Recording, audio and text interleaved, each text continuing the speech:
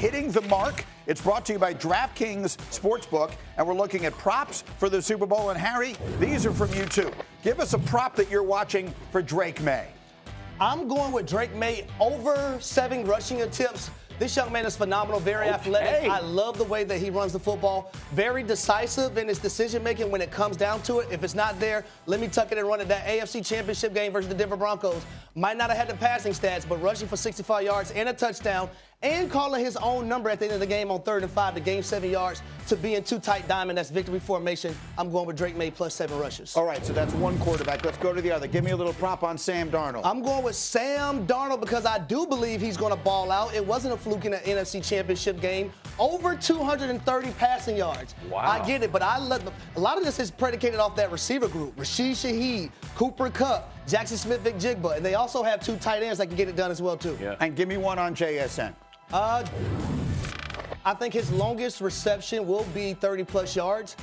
This is an explosive wide receiver. He can do things at all 3 levels.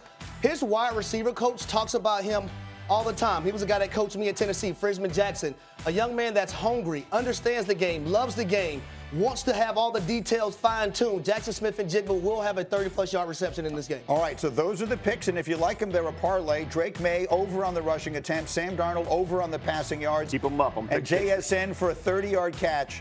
We've parlayed those together on the DraftKings Sportsbook app. Look for the Hitting the Mark featured parlay priced at plus 395. Meanwhile, let's get to the game itself here, Jeff.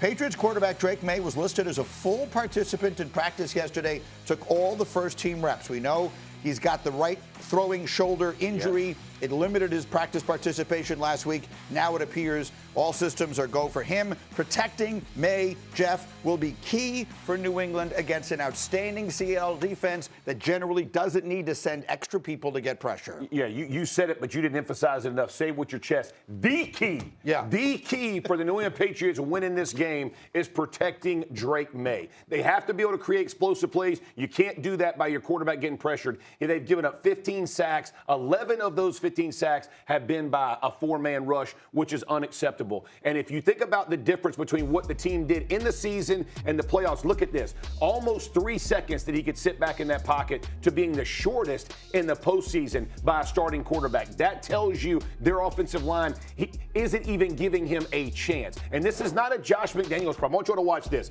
This is 5 offensive linemen in the back. So that means 3 guys are going to go to the left against 2, and 3 guys are going against the right against 2. Watch this right here. The left tackle is expecting chip help from his back, and the left guard is expecting the left tackle to stay and be a backboard so he can run his outside rusher. Instead, this is an absolute disaster. The back whiffs, and they can't get it. Now we got 7-man pro, y'all. This is the ultimate sin. 7 versus 4. You got 3 on the right, 2 on the left. The left guard has to go. He has to scan. Look to his left, and then bring it back to his right. Watch what happens when the ball gets snapped. The left guard sinks, which creates 2 levels. The center goes back to the right. Terrible communication. The tight end and the back. Everybody loses, Greeny. This is 7-man pro. When an offensive coordinator gives you 7-man pro, he's expecting that quarterback to smoke a cigarette in the pocket. Take all day, relax, pop the ball a couple times, and then go drill it. 6-man pro gives you almost that protection against 4. And for whatever reason, the New England Patriots and their techniques have not done what they should do. Again, Josh McDaniels is calling it right. They're not executing it. That's extremely well demonstrated, because I think there's a perception people have, in particular, the offensive tackle, Will Campbell, who was the 4th pick in the draft last year, and there were a lot of questions about his arm length.